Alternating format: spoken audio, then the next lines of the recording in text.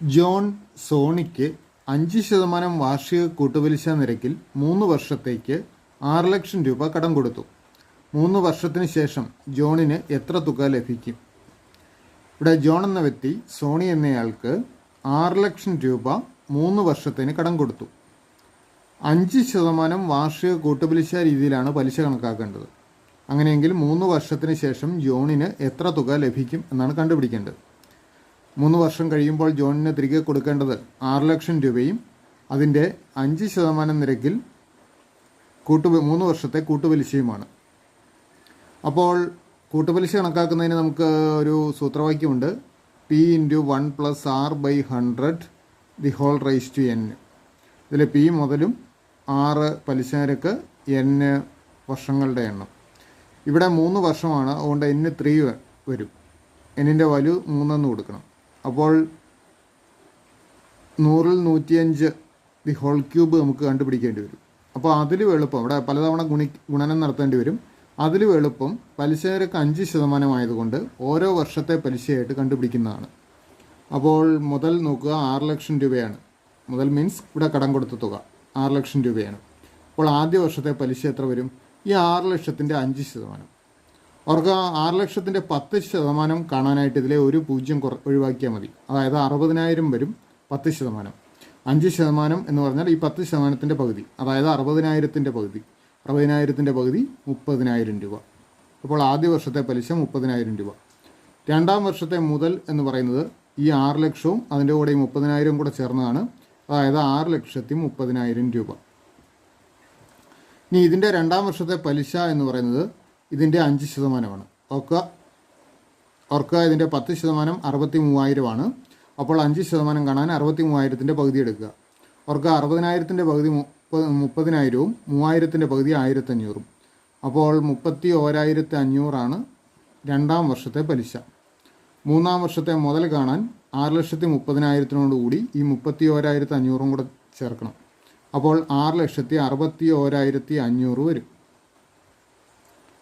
ഇനി മൂന്നാം വർഷത്തെ പലിശ എന്ന് പറയുന്നത് ഇതിൻ്റെ 5%. ഇതിൻ്റെ 10% 66,150. 5% കാണാൻ അതിൻ്റെ പകുതി എടുത്താൽ മതി. 60,000ൻ്റെ പകുതി 30,000, 6,000ൻ്റെ പകുതി 3,000, 150ൻ്റെ പകുതി 75. അപ്പോൾ 33,075 രൂപയാണ് മൂന്നാം വർഷത്തെ പലിശ. അപ്പോൾ 3 വർഷം കൂടിയുള്ള പലിശ കാണാനായിട്ട് ഈ 3 പലിശകൾ കൂട്ടിയെടുത്താൽ മതി. 5, 7, 5, 3, 4, 9, 94,575. അപ്പോൾ 3 വർഷം കഴിഞ്ഞ് കൊടുക്കേണ്ടത് 6 ലക്ഷവും അതിൻ്റെ 3 വർഷത്തെ കൂട്ടുപലിശയായ 94,575.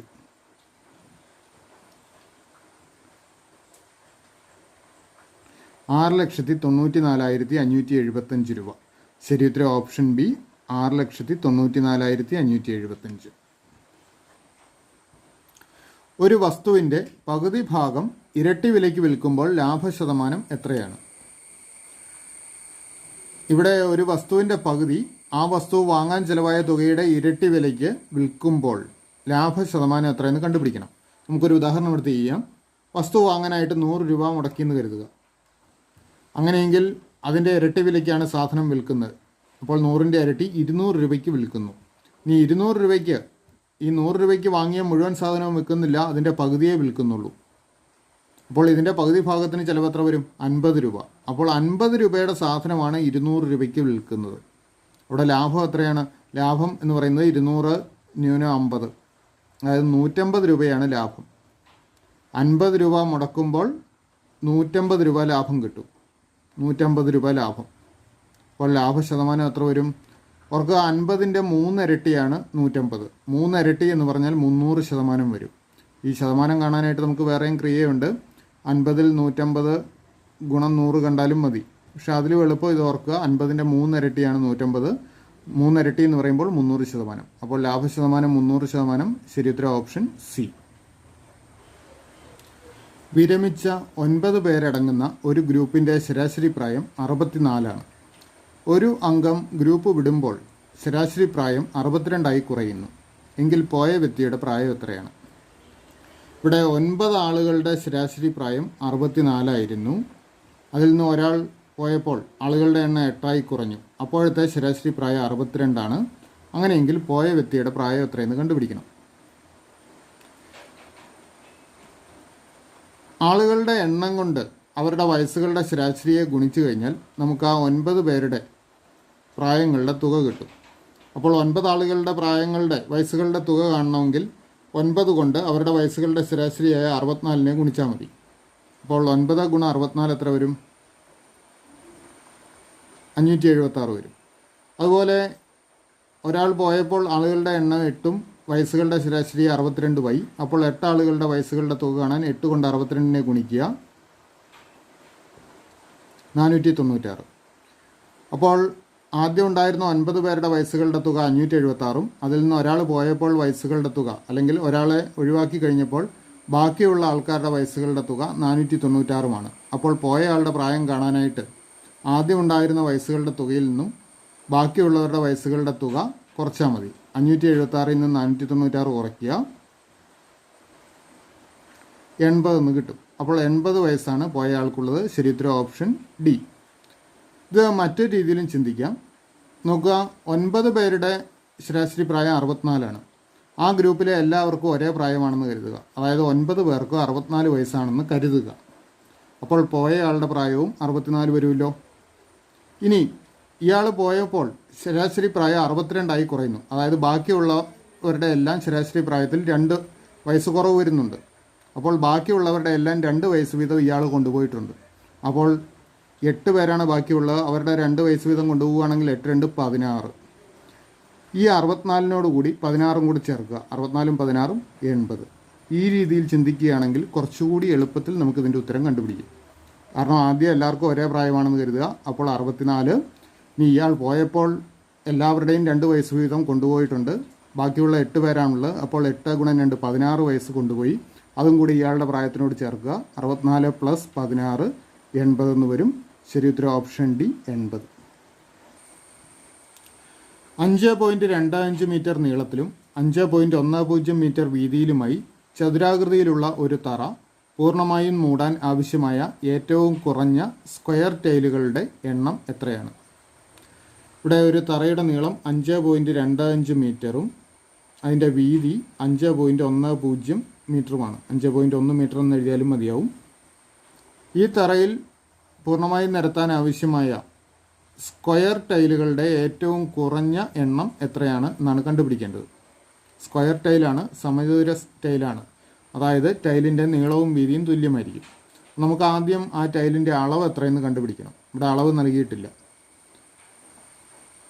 അപ്പോൾ അത് കണ്ടുപിടിക്കുന്നതിനായിട്ട് ഈ തറയുടെ നീളത്തിനെയും വീതിയെയും പൂർണ്ണമായി ഹരിക്കാവുന്ന ഒരു സംഖ്യയായിരിക്കണം ആ ടൈലിൻ്റെ ഒരു വശത്തിൻ്റെ നീളമായി വരിക. തറയുടെ നീളം 5.25 മീറ്ററാണ്. നമുക്കതിനെ സെൻറ്റിമീറ്റർ ആക്കാം. 100 കൊണ്ട് ഗുണിച്ചാൽ മതി. 525 സെൻറ്റിമീറ്റർ വരും. അതുപോലെ വീതി 5.1 മീറ്റർ. 100 കൊണ്ട് ഗുണിക്കുമ്പോൾ 510 സെൻറ്റിമീറ്റർ. അപ്പോൾ 525നെയും 510നെയും പൂർണ്ണമായി ഹരിക്കാവുന്ന സംഖ്യയായിരിക്കണം നമ്മുടെ ടൈലിൻ്റെ ഒരു വശമായി വരിക. ഏറ്റവും കുറഞ്ഞ എണ്ണമാണ് വേണ്ടത്. അതുകൊണ്ട് അങ്ങനെ പൂർണ്ണമായി ഹരിക്കാൻ പറ്റുന്ന ഏറ്റവും വലിയ സംഖ്യ വേണം. അല്ലെങ്കിൽ 525ൻ്റെയും 510ൻ്റെയും ഉസാഖ അഥവാ HCF കണ്ടുപിടിച്ച് അതായിരിക്കണം നമ്മുടെ ടൈലിൻ്റെ ഒരു വശമായി വരേണ്ടത്. അപ്പോൾ ഇവയുടെ ഉസാഖ കാണാം. 525ഉം 510. പൊതുഘടകമെടുക്കാം. 2 സംഖ്യകളെ 5 കൊണ്ട് ഹരിക്കാവുന്നതാണ്. 5 കൊണ്ട് ഹരിക്കുമ്പോൾ 525നെ 5 കൊണ്ട് ഹരിച്ചാൽ 500നെ 5 കൊണ്ട് ഹരിച്ചാൽ 100, 25നെ 5 കൊണ്ട് ഹരിച്ചാൽ 5. അപ്പോൾ 105 എന്ന് ഡയറക്റ്റ് എഴുതാം. 510ലോ 102 തവണ. വീണ്ടും 3 കൊണ്ട് ഹരിക്കാവുന്ന സംഖ്യകളാണ്. 3 കൊണ്ട് ഹരിക്കുക.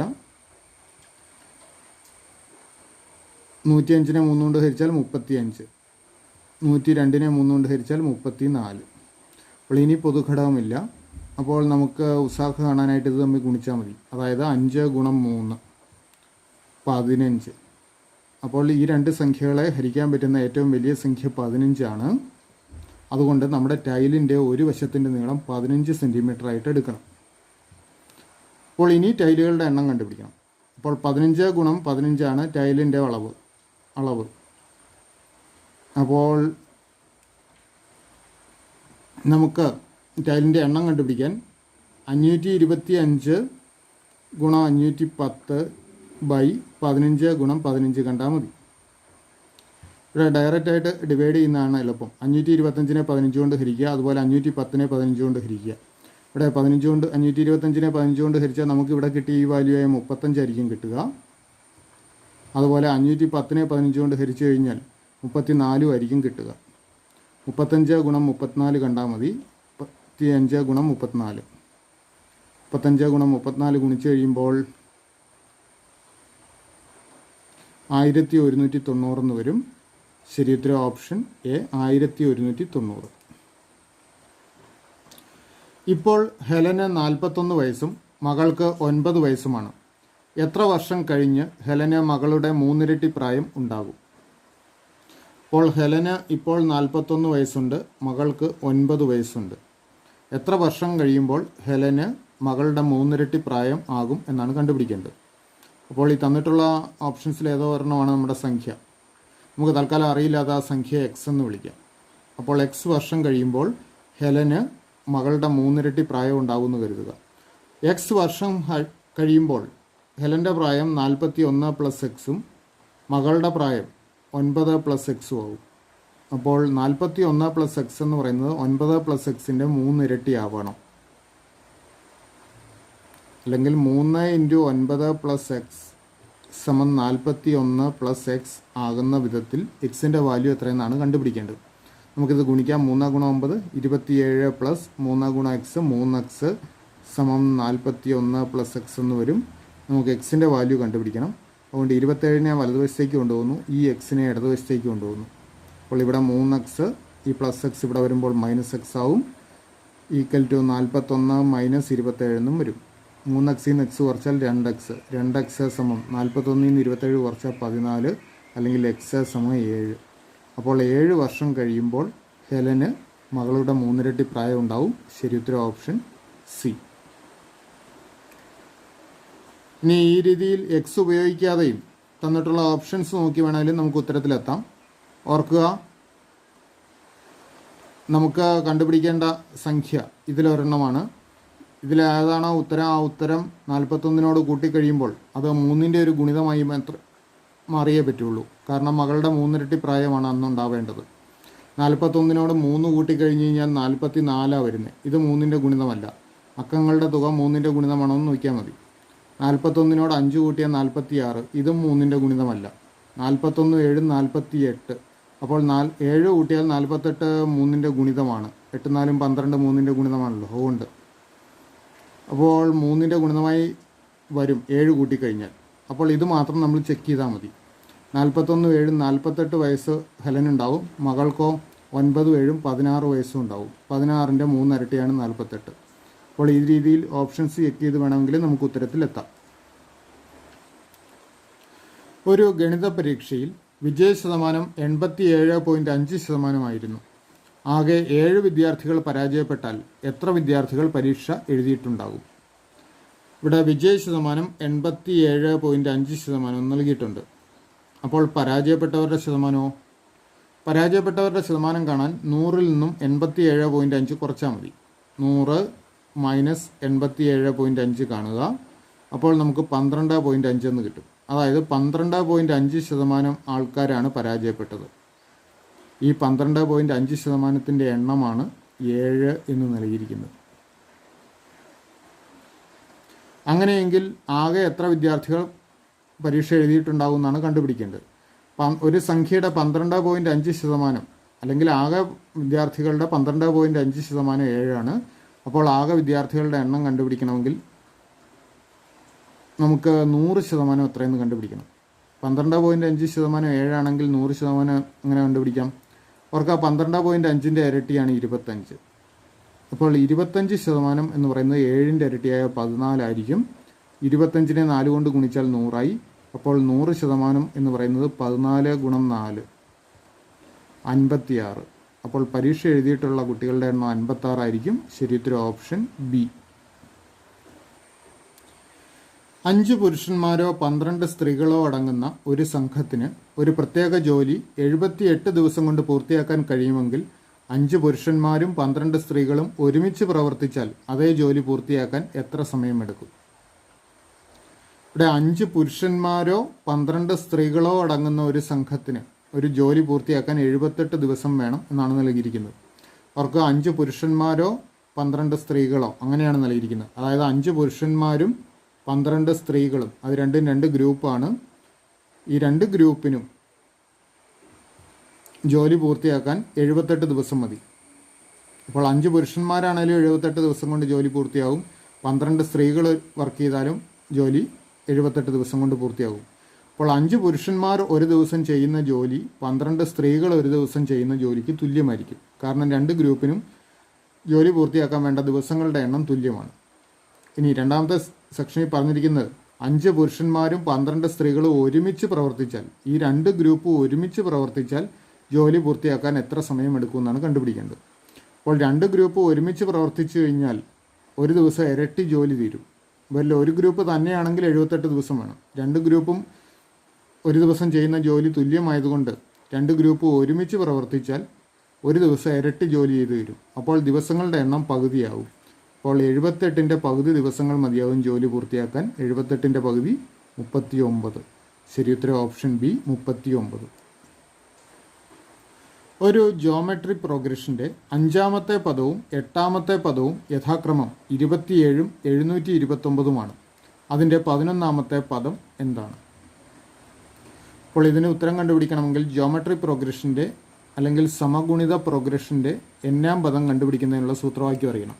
അപ്പോൾ an = a × r⁻n−1 ആണ്. ഇതിലെ a ആദ്യ പദം ഫസ്റ്റ് ടേം ആണ്. r എന്നാൽ കോമൺ റേഷ്യോ അല്ലെങ്കിൽ പൊതുഗുണിതം. r ആണ് കോമൺ റേഷ്യോ. അപ്പോൾ നമുക്ക് ഈ ഇക്വേഷൻ ഉപയോഗിച്ച് കഴിഞ്ഞാൽ ഇതിലെ 5ാം പദം നമുക്ക് എഴുതാമല്ലോ. a5 = a × r⁻5−1 r⁴ എന്ന് വരും.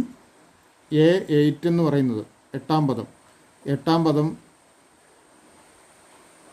എന്ന് പറയുന്നത് a × r⁻, എന്നിന് പോലെ 8 കൊടുത്താൽ മതി. 8 - 1 7 വരും. ഇനി നമുക്ക് കണ്ടുപിടിക്കേണ്ട 11ാം പദമോ a × r⁻, എന്നിന് പകരം 11 കൊടുക്കണം. അപ്പോൾ n-1 എന്നുള്ളത് 10 എന്നാവും. a r⁻10. നോക്കുക, 5ാം പദം a r⁴ഉം 8ാം പദം a r⁷ ഇതിൽ മാറ്റമുള്ളത് ഏതാണ്? 6ൻ്റെ പവറിന് മാത്രമാണ് മാറ്റം. അതായത് 5ാം പദത്തിനെ r³ കൊണ്ട് ഗുണിച്ചു കഴിഞ്ഞാൽ 5ാം പദത്തിൽ 6ൻ്റെ പവർ 4ഉം 8ാം പദത്തിൽ 7ഉമാണ്. അപ്പോൾ 5ാം പദത്തിനെ r³ കൊണ്ട് ഗുണിച്ചാൽ 8ാം പദം കിട്ടും. അല്ലെങ്കിൽ 8ാം പദം എന്ന് പറയുന്നത് 5ാം പദം ഗുണം r³ ആണ്. അപ്പോൾ ഇതിൽ നമുക്ക് ഉപയോഗിച്ച് r³ വാല്യൂ കണ്ടുപിടിക്കാം. r³ സമം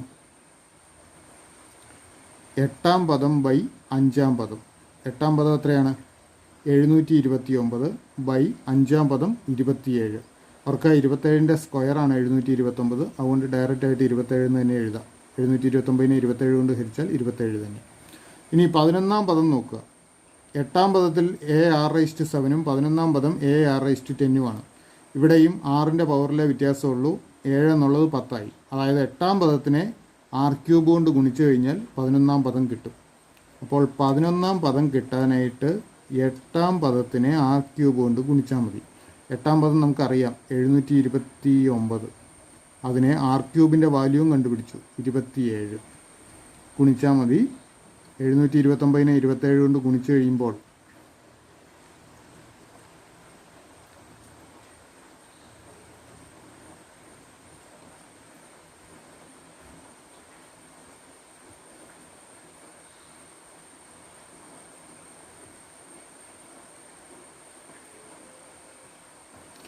19,683 എന്ന് കിട്ടും.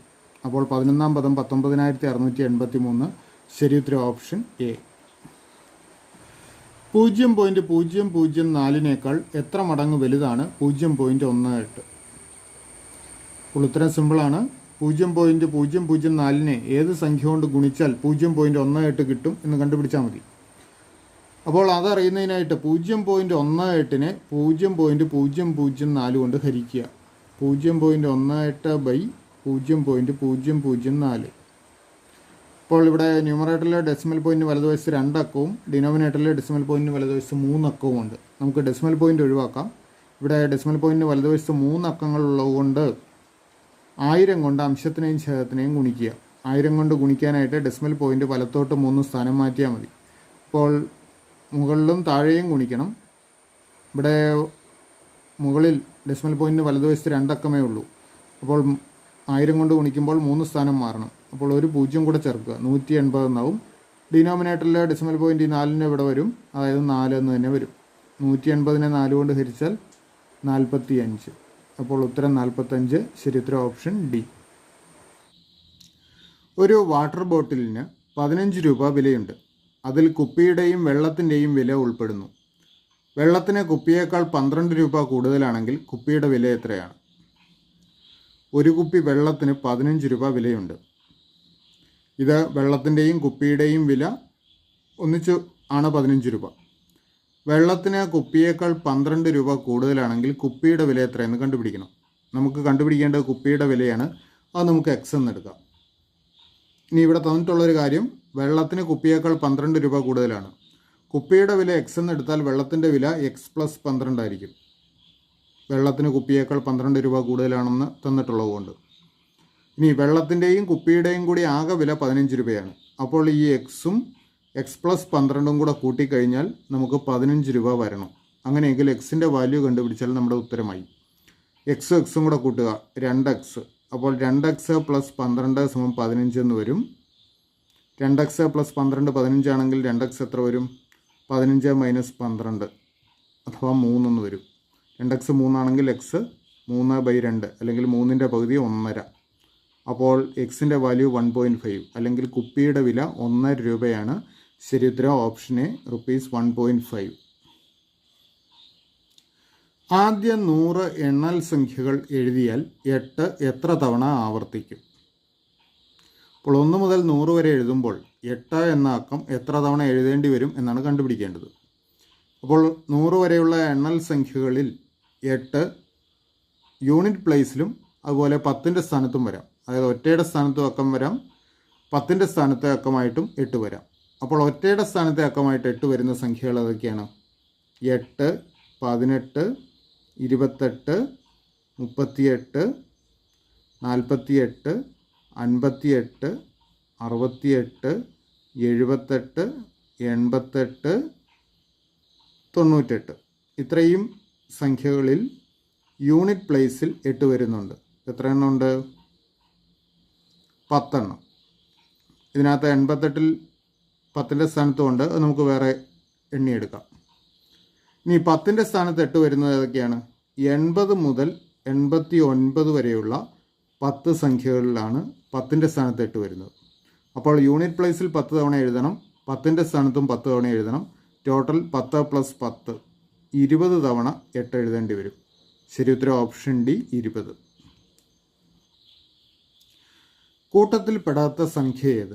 253, 136, 352, 460, 324, 631, 244. അപ്പോൾ ഈ സംഖ്യകളിൽ വേറിട്ട് നിൽക്കുന്ന സംഖ്യ ഏതെന്ന് കണ്ടുപിടിക്കണം. അപ്പോൾ ഇവിടെ 4 ഓപ്ഷൻസ് ഉണ്ട്, അതിലേതെങ്കിലും ഒരെണ്ണമായിരിക്കും ഉത്തരം. അപ്പോൾ നമുക്ക് ഇവയുടെ പൊതുവായ പ്രത്യേകതയെന്ന് നോക്കാം. നോക്കുക, ഈ സംഖ്യകൾ പൊതുവായിട്ട് അക്കത്തുക ഒരു പ്രത്യേകമായിട്ട് കാണുന്നുണ്ട്. നോക്കുക, ഇവിടെ 2ഉം 5ഉം 7, 7, 3, 10. ഇവിടെ അക്കത്തുക 10 ആണ്. ഇവിടെ 3, 1, 4, 6, 10. 3, 5, 8, 2, 10. 4, 6, 0, അതും തുക 10. ഇവിടെ 3, 2, 5, 4, 9 ആണ്. ഇവിടെ 6, 3, 9, 1, 10. 2, 4, 6, 4, 10. അപ്പോൾ ഇതിലെ ഒരു സംഖ്യ 324 ഒഴികെ ബാക്കി എല്ലായിടത്തും അക്കത്തുക 10 ആണ്. അതുകൊണ്ട് തന്നെ വേറിട്ട് നിൽക്കുന്ന സംഖ്യ 324 ആണ്. ശരി ഉത്തരം ഓപ്ഷൻ ബി. ടാങ്കിൻ്റെ 4/1 ഭാഗത്തിൽ 135 ലിറ്റർ വെള്ളം ഉൾക്കൊള്ളാൻ കഴിയും. 180 ലിറ്റർ വെള്ളം ഉണ്ടെങ്കിൽ ടാങ്കിൻ്റെ എത്ര ഭാഗമാണ് നിറഞ്ഞിരിക്കുന്നത്? അപ്പോൾ ഒരു ടാങ്കിൽ 135 ലിറ്റർ വെള്ളമുണ്ടെങ്കിൽ ആ ടാങ്കിൻ്റെ 4/1 ഭാഗമായി. അങ്ങനെയെങ്കിൽ 180 ലിറ്റർ വെള്ളമുണ്ടെങ്കിൽ ടാങ്കിൻ്റെ എത്ര ഭാഗമാണ് നിറഞ്ഞിരിക്കുന്നതെന്ന് കണ്ടുപിടിക്കണം. അപ്പോൾ ടാങ്കിൻ്റെ വ്യാപ്തം നമുക്കറിയത്തില്ല, പക്ഷേ വ്യാപ്തത്തിൻ്റെ 4/1 ഭാഗമാണ് 135 ലിറ്റർ.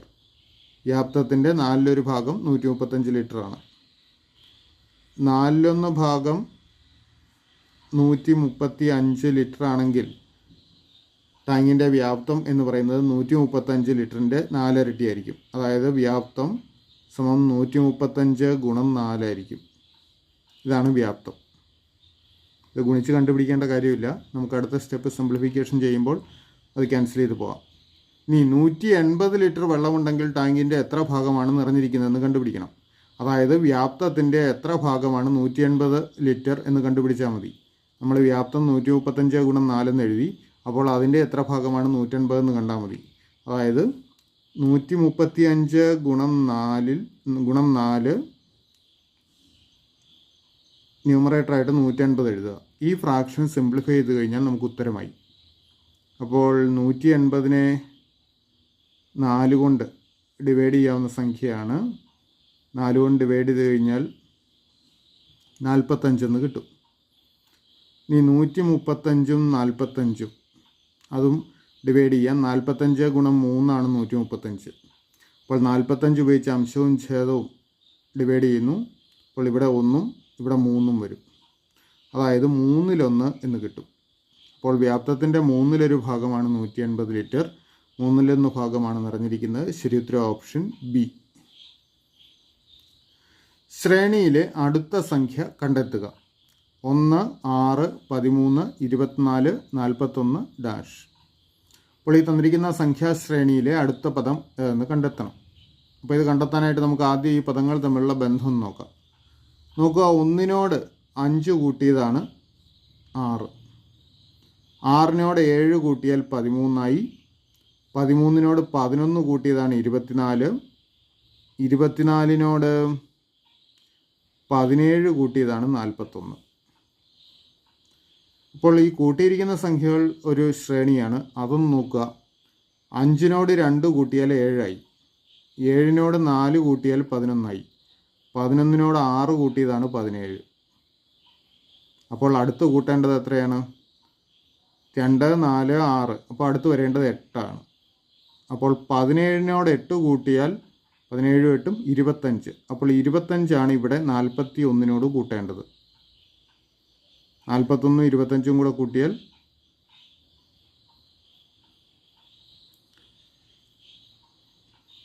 66. അതാണ് ഇവിടെ വരേണ്ട സംഖ്യ, 66. ശരി ഉത്തരം ഓപ്ഷൻ സി, 66. ഒരു ക്ലാസ്സിലെ വിദ്യാർത്ഥികളെ തുല്യനിരകളിൽ നിർത്തുന്നു. ഓരോ വരിയിലും 3 കുട്ടികൾ കൂടുതലാണെങ്കിൽ ഒരു വരി കുറവായിരിക്കും. ഓരോ വരിയിലും 3 കുട്ടികൾ കുറവാണെങ്കിൽ 2 വരികൾ കൂടി ഉണ്ടാകും. അപ്പോൾ ക്ലാസ്സിലെ വിദ്യാർത്ഥികളുടെ എണ്ണം എത്ര? ഇവിടെ ഒരു ക്ലാസ്സിലെ വിദ്യാർത്ഥികളെ വരികളിലായി നിർത്തുന്നു. അപ്പോൾ എല്ലാ വരിയിലും ഒരേ എണ്ണം വിദ്യാർത്ഥികൾ വരുന്ന രീതിയിലാണ് നിർത്തുന്നത്. ഇനി ഓരോ വരിയിലും 3 കുട്ടികൾ കൂടുതലാണെങ്കിൽ, ഇപ്പോൾ നിലവിലുള്ളതിലും 3 കുട്ടികളെ വീതം ഓരോ വരിയിലും കൂട്ടിച്ചേർക്കുകയാണെങ്കിൽ വരികളുടെ എണ്ണം 1 കുറയും. ഇനി ഓരോ വരിയിലും 3 കുട്ടികൾ കുറവാണെങ്കിൽ, നിലവിലുള്ളതിൽ നിന്നും 3 കുട്ടികൾ വീതം കുറവാണെങ്കിൽ 2 വരികൾ കൂടി പുതുതായിട്ട് ഉണ്ടാക്കേണ്ടി വരും. അപ്പോൾ ക്ലാസ്സിലെ വിദ്യാർത്ഥികളുടെ എണ്ണം എത്രയെന്ന് കണ്ടുപിടിക്കണം. നമുക്ക് ഒരു വരിയിലെ കുട്ടികളുടെ എണ്ണം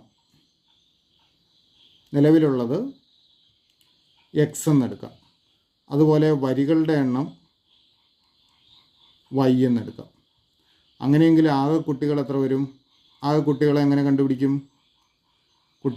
ഒരു വരിയിലെ കുട്ടികളുടെ എണ്ണം എക്സും വരികളുടെ എണ്ണം വൈയുമാണെങ്കിൽ ആകെ കുട്ടികളുടെ എണ്ണം കാണാൻ എക്സ് ഗുണം വൈ കണ്ടാൽ മതി. ഇത് ഒരു വരിയിലെ കുട്ടികളുടെ എണ്ണമാണ് എക്സ്, വരികളുടെ എണ്ണം വൈ. അങ്ങനെയാണെങ്കിൽ ആകെ കുട്ടികൾ എക്സ് വൈ ആയിരിക്കും. ഇനി ഓരോ വരിയിലും 3 കുട്ടികൾ കൂടുതലാണെങ്കിൽ ഒരു വരി കുറവായിരിക്കും എന്ന് പറഞ്ഞിട്ടുണ്ട്. നിലവിൽ എക്സ് ആണ്, അത് 3 കുട്ടികൾ കൂട്ടിച്ചേർത്ത് കഴിഞ്ഞാൽ കുട്ടികളുടെ എണ്ണം എക്സ് പ്ലസ് 3 ആയി.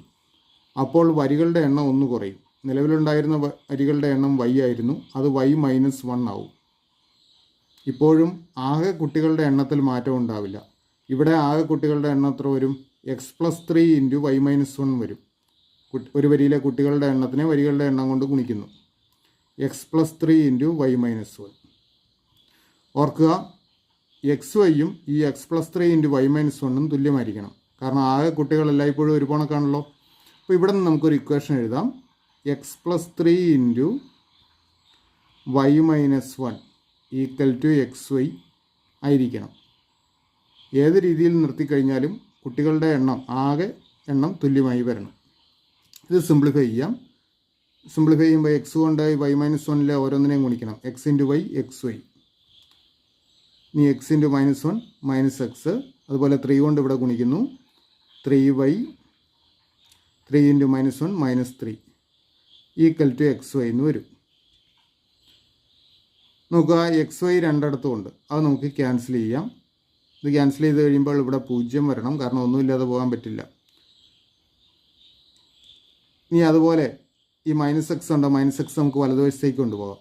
അപ്പോൾ 3y - 3 = x എന്ന് വരും. അല്ലെങ്കിൽ എക്സിൻ്റെ value x equal to 3y - 3 എന്ന് നമുക്കൊരു ബന്ധം കിട്ടും. ഇനി ഇതുപോലെ തന്നെ അടുത്തത് നോക്കുക. ഓരോ വരിയിലും 3 കുട്ടികൾ കുറവാണെങ്കിൽ 2 വരികൾ കൂടി ഉണ്ടാകും. അപ്പോൾ നിലവിലുള്ളത് നമ്മൾ ആദ്യത്തെ x എന്നാണ് എടുത്തത്, കുട്ടികളുടെ എണ്ണം. ഒരു വരിയിലെ കുട്ടികളുടെ എണ്ണം x എന്നാണ് എടുത്തത്. അത് എക്സിലും 3 കുട്ടികൾ കുറവാണെങ്കിൽ പുതിയ എണ്ണം എന്ന് പറയുന്നത് x - 3 ആവും. അപ്പോൾ 2 വരികൾ കൂടി ഉണ്ടാവും. വരികളുടെ എണ്ണം ആദ്യം y എന്നാണ് എടുത്തത്. അത് 2 എണ്ണം കൂടെ ഉണ്ടെങ്കിൽ y + 2 എന്ന് വരും. ഇപ്പോഴത്തെ കുട്ടികളുടെ ആകെ എണ്ണം എങ്ങനെ കണ്ടുപിടിക്കും? ഒരു വരിയിലെ കുട്ടികളുടെ എണ്ണം x - 3യും വരികളുടെ എണ്ണം y + 2 ആണ്. അപ്പോൾ കുട്ടികളുടെ ആകെ എണ്ണം എന്ന് പറയുന്നത് x - 3 × y + 2 ആണ്. ഓർക്കുക, ഇതും ആദ്യത്തെ XYയോട് തുല്യമായിരിക്കണം, കാരണം ആകെ കുട്ടികളുടെ എണ്ണത്തിൽ മാറ്റമൊന്നുമില്ല. അപ്പോൾ നമുക്ക് ഒരു ഇക്വേഷൻ കൂടെ രൂപീകരിക്കാം. x - 3 × y + 2 = XY എന്ന് എടുക്കാം. ഇത് നമുക്ക് നേരത്തെ ഇത് നമുക്ക് തന്നെ സിംപ്ലിഫൈ ചെയ്യാം. x × y XY, x × 2 + 2x, -3 × y -3y, -3 × 2 -6 equal to XY. ഇവിടെ നമുക്ക് XY രണ്ടിടത്തും ഉണ്ട്, ക്യാൻസൽ ചെയ്യാം. ഇവിടെ വലതുവശത്തൊന്നും ഇല്ലാത്തതുകൊണ്ട് 0 ചേർക്കുക. ദെൻ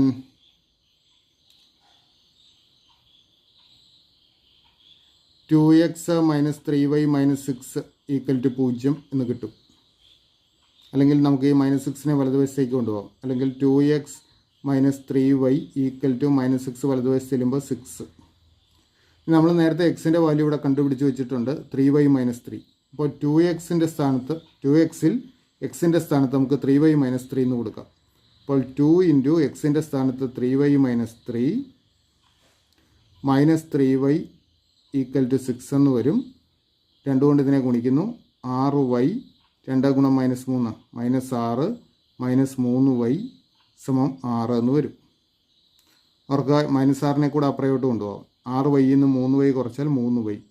3y = -6 അപ്പുറം ചെല്ലുമ്പോൾ +6 ആവും. 6 + 6 12 എന്ന് വരും.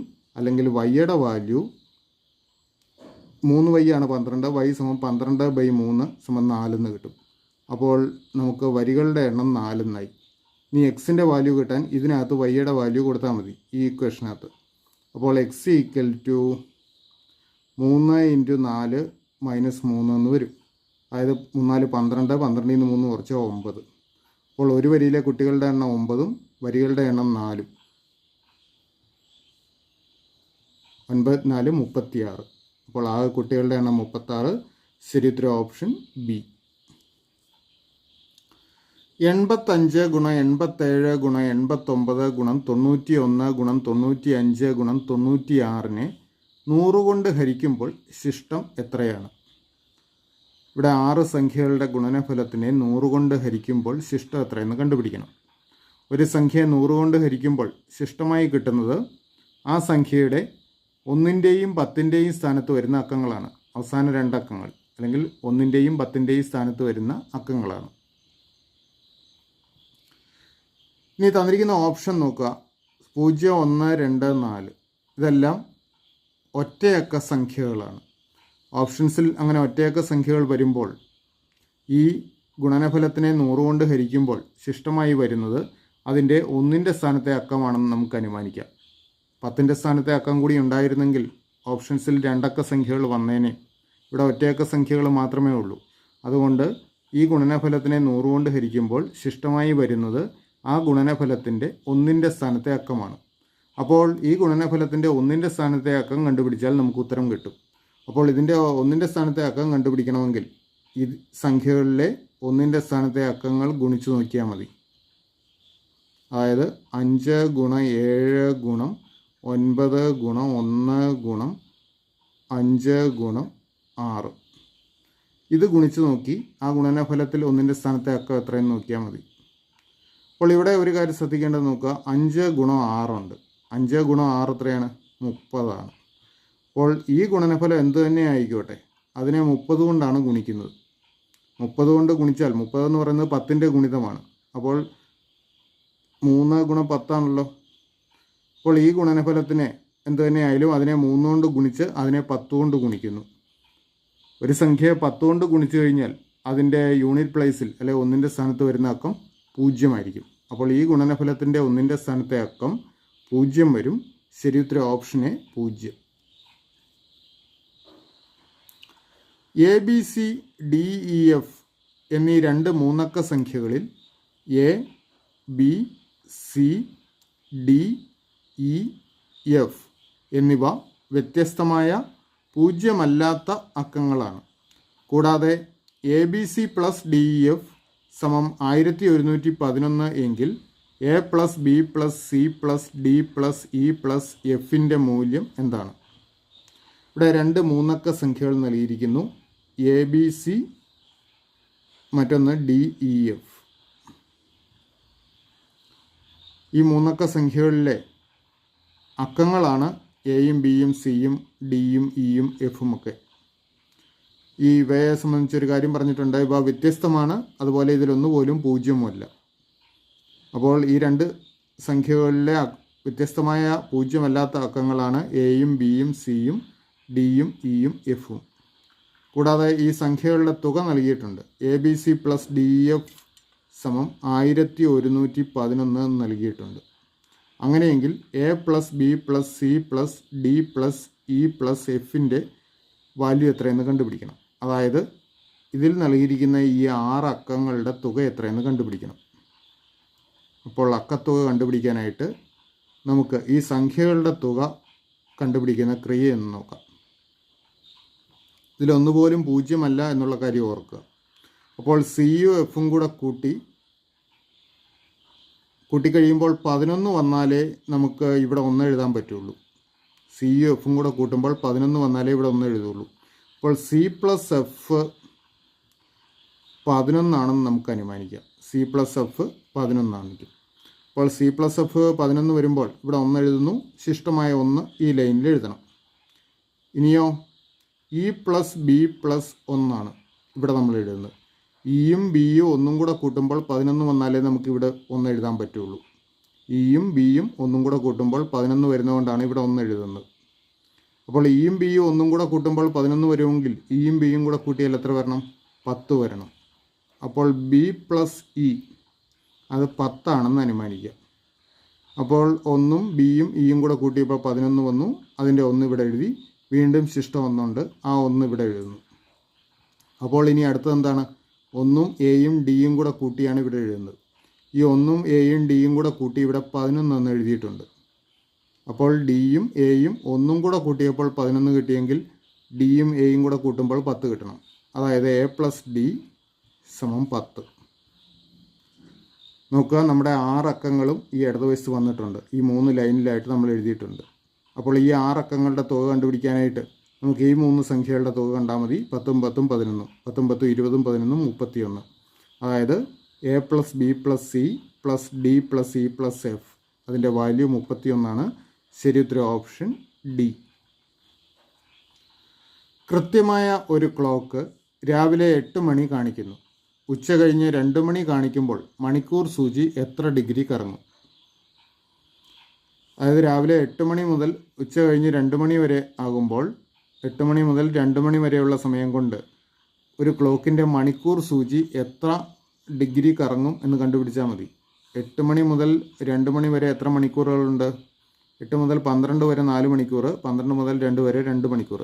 അതായത് 6 മണിക്കൂർ കൊണ്ട് മണിക്കൂർ സൂചി എത്ര ഡിഗ്രി കറങ്ങും എന്ന് കണ്ടുപിടിച്ചാൽ മതി. ഓർക്കുക, ഒരു ക്ലോക്കിൻ്റെ മണിക്കൂർ സൂചി ഒരു മണിക്കൂറിൽ 30 ഡിഗ്രി വെച്ചാണ് കറങ്ങുന്നത്. ഒരു മണിക്കൂറിൽ 30 ഡിഗ്രി.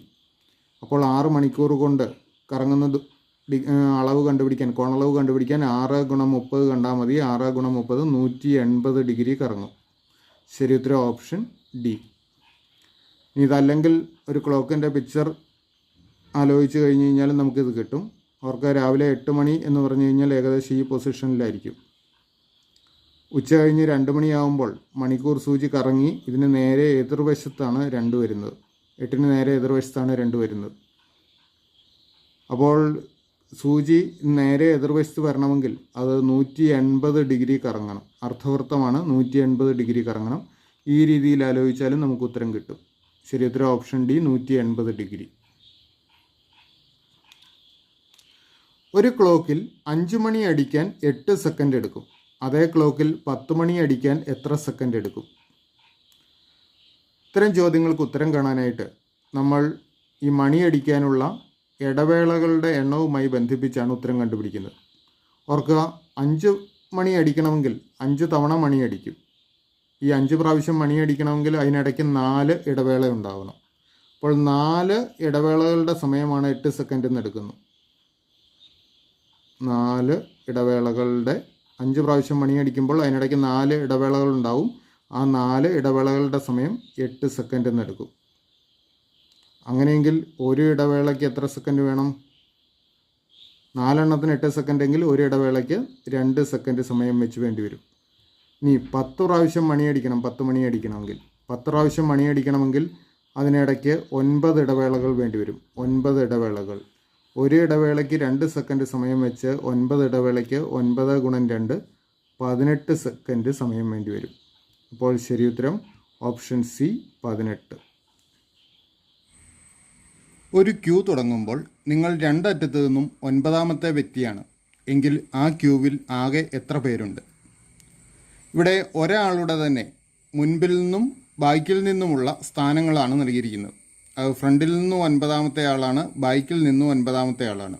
അപ്പോൾ ക്യൂവിൽ ആകെ എത്ര ആളുകളുണ്ട് എന്ന് കണ്ടുപിടിക്കണം. ഇത് കണ്ടുപിടിക്കാൻ നമുക്കൊരു ഷോർട്ട് കട്ട് ഉണ്ട്. മുൻപിൽ നിന്നും ബാക്കിൽ നിന്നുമുള്ള സ്ഥാനങ്ങളുടെ തുക കണ്ട് അതിൽ നിന്ന് 1 കുറച്ചാൽ മതി. മുൻപിൽ നിന്നും ബാക്കിൽ നിന്നും 9ാമത്തെ സ്ഥാനമായതുകൊണ്ട് 9ഉം 9ഉം കൂടെ കൂട്ടുക, അതിൽ നിന്ന് 1 കുറയ്ക്കുക. 9ഉം 9ഉം 18, 18ൽ നിന്ന് 1 കുറച്ചാൽ 17. അപ്പോൾ ആകെ ആളുകളുടെ എണ്ണം 17. ശരി ഉത്തരം ഓപ്ഷൻ സി, 17.